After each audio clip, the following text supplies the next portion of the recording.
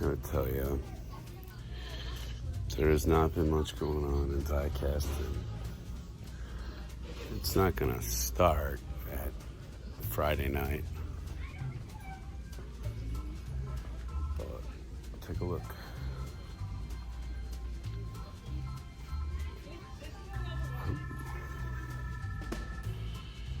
That's pretty spooky.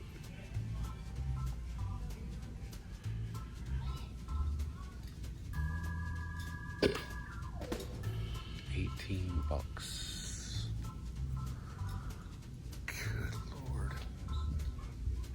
It's insanity. But here are the Spin Master figures that I was talking about. So there's that. Sweet jumping Geosavet. Okay.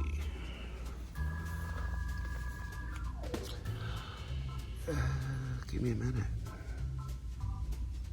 Alright, well, let's see what's going to be gone from this set. I gotta tell you, I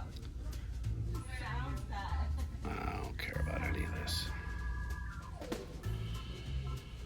No way!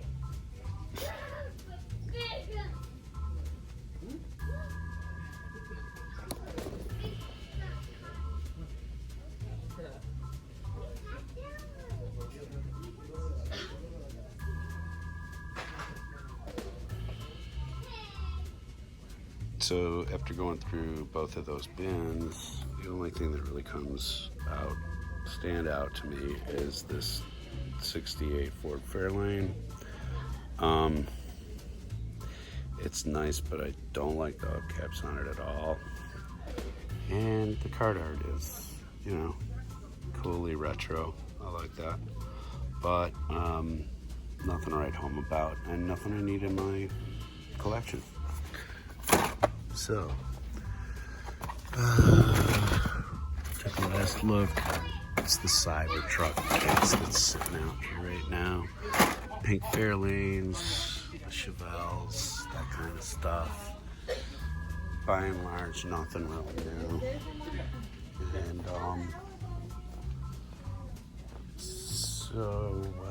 but this section is getting more and more robust. There are some really good ones here. Some Geogons, Stinger, some pretty cool ones. Though I know maybe you're not into it, but I am. It's my channel. So anyway, nothing else really. Check the clearance. But no, nothing really. Let's find my wife. Hey, Andre.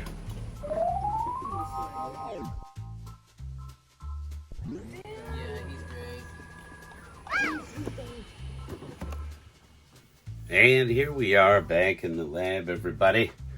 One more thing I wanted to show you, and that is a book that's blowing my mind right now.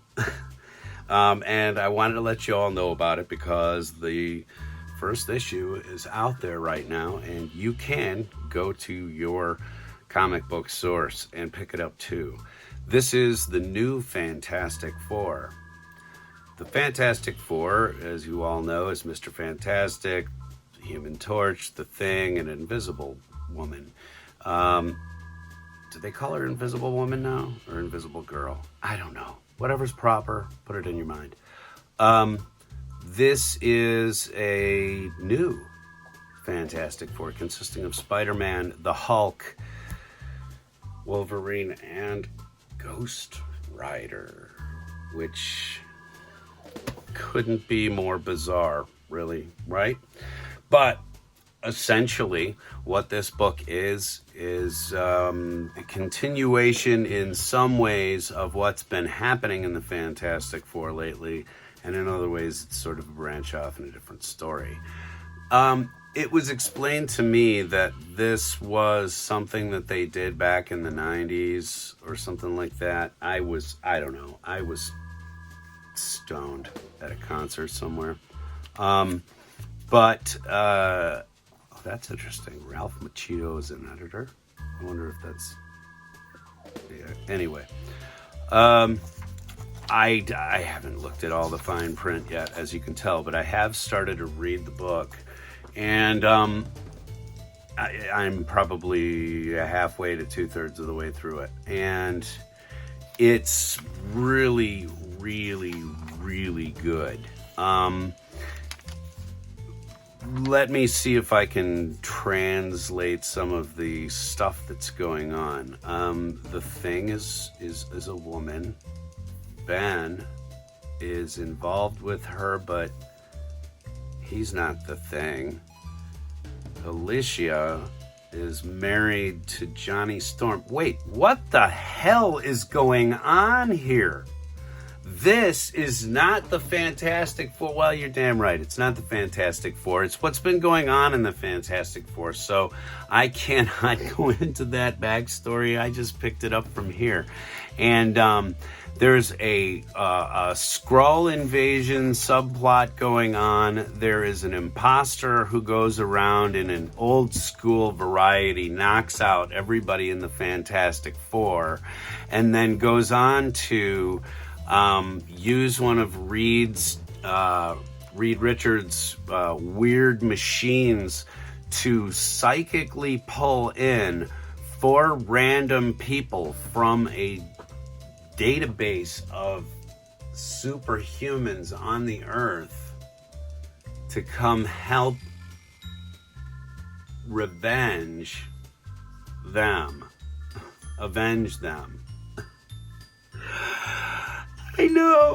I know, there's so much going on. There's so much, in fact, that it's a double-sized issue for a comic book these days, first off. So it does cost twice as much as a comic book costs these days. But I'm going to tell you that in just breaking the first act of this book, my head started spinning so bad, so crazily, that I had to put it down. And I walked away from it. I was like, what the hell? Obviously, I expected different stuff. Obviously, I expected all of this things to be odd and change, but whoa, man, they're doing things to my head with this one.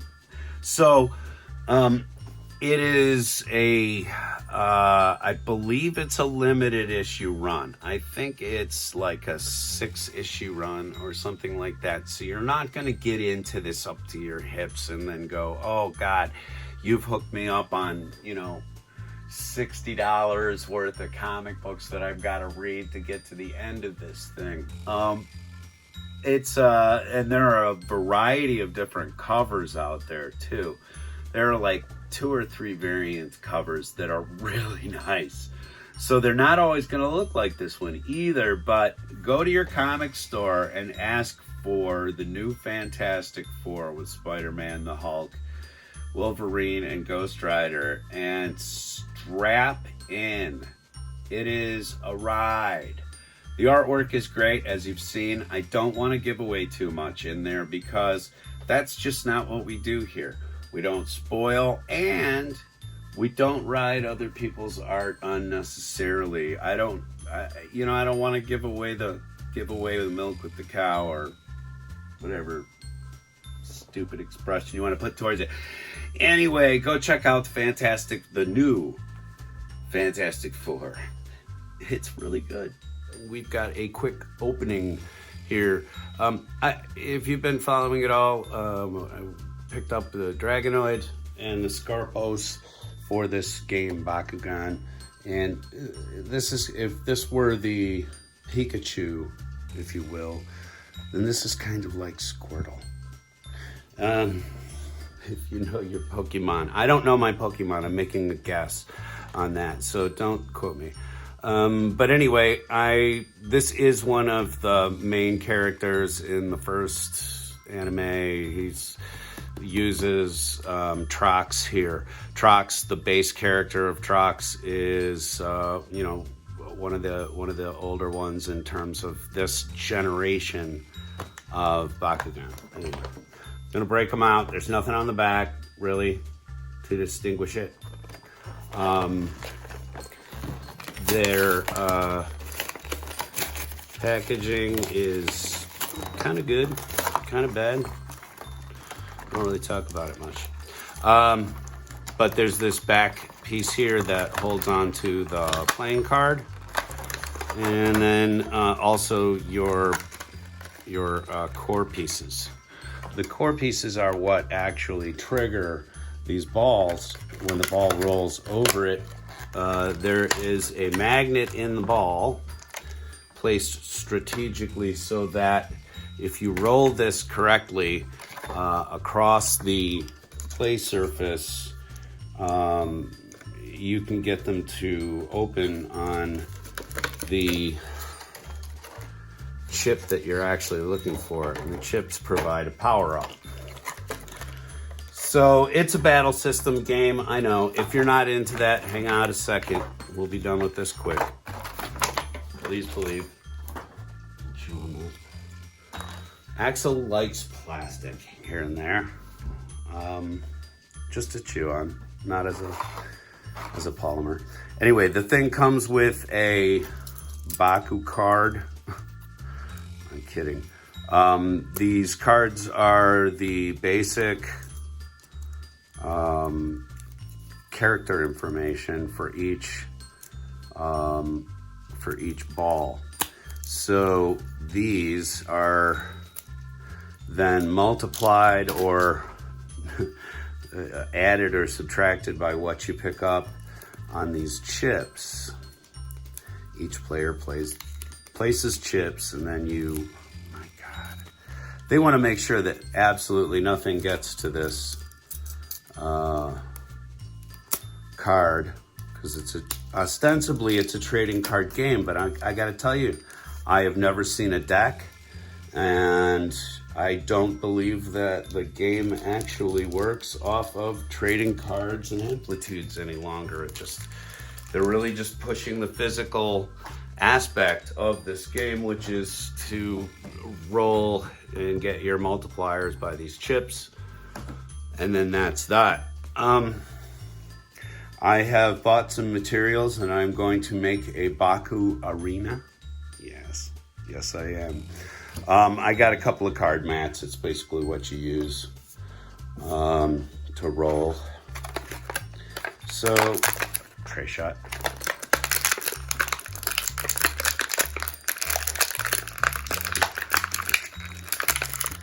Get the trucks out. All right. Let's take a look at them.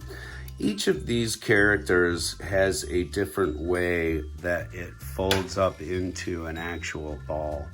And that's the part of the thing that I really kind of enjoy, is the engineering that goes into it, so that these things actually do roll a straight line if you roll them correctly.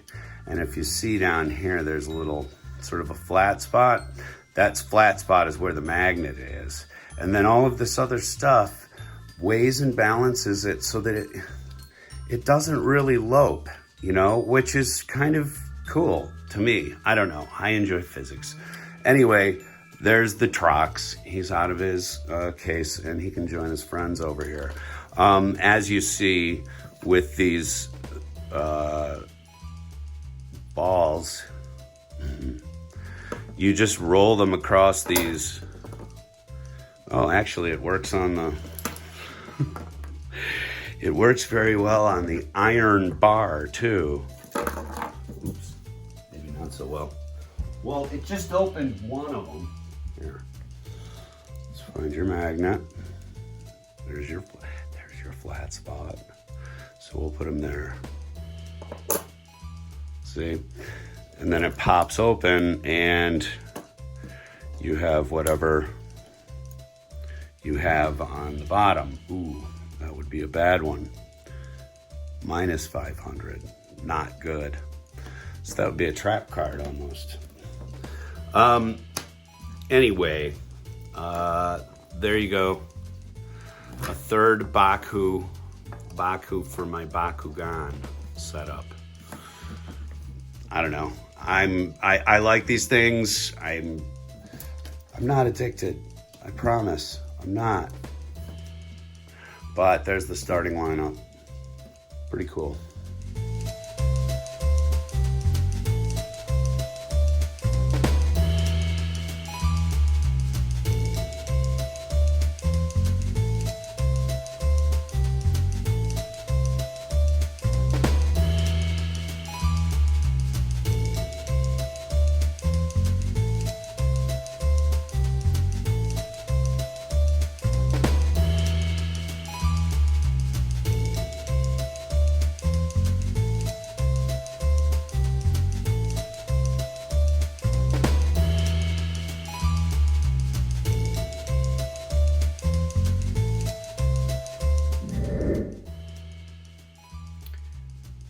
I'm like Dr. Evil, only I've got an orange cat. Yes. We have things planned for you. Like a terrible Bond villain. I just don't have the face for it. Neither does Lambo. Every time I come into the lab, by the way, every time I'm in here, this is his territory. This is where he calls kingdom. So whenever I'm in here, that's his call.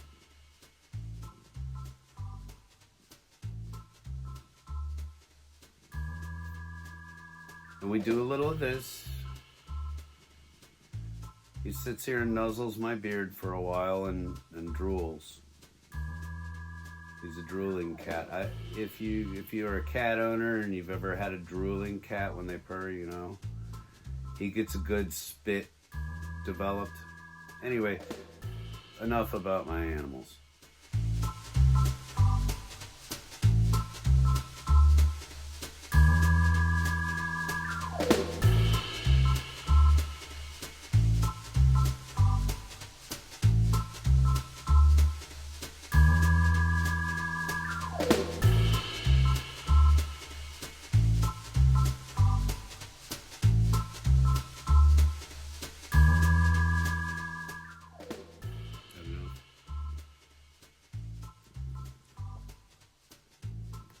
See.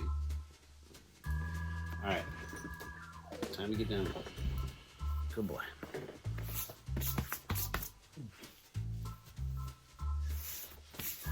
Long-haired cat in the summertime.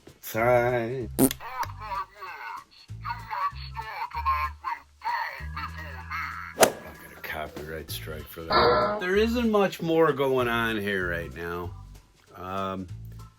I've got a couple of projects, but I've really got to clear my damn project table off now. It has become full of Hot Wheels that I opened like a week ago. So that means it's time to shift the collection in the cases because I'm only keeping a certain amount of cars. I have 5 cases. That's that.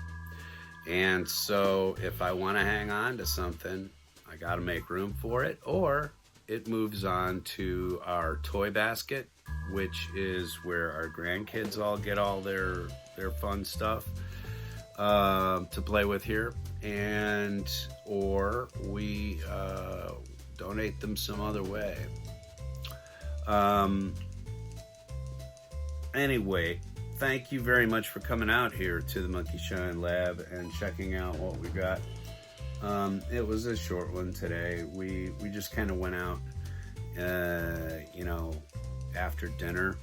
Annie got the bug and she wanted to hit a few stores, so we did. And one of those ended up being a Target, so I filmed really quick. It wasn't planned. But then again, some of the best stuff isn't.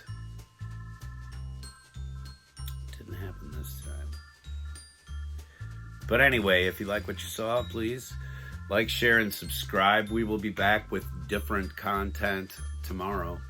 Honest to gosh, I do have some different stuff planned. Anyway, thanks very much for coming out to the toilet. Thanks very much for coming out to the toilet. Thanks very much for coming out to the toilet.